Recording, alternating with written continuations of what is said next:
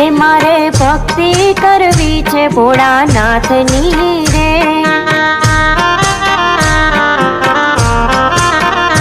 मारा जन्म मरण मटी जाय मारे भक्ति करवी छे भोळानाथनी रे। हे डाक डमरू त्रिशूळ एना हाथ मारे।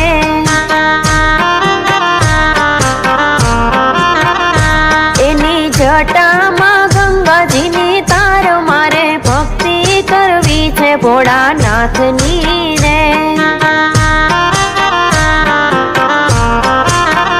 एना गळामां सरपोना हार ला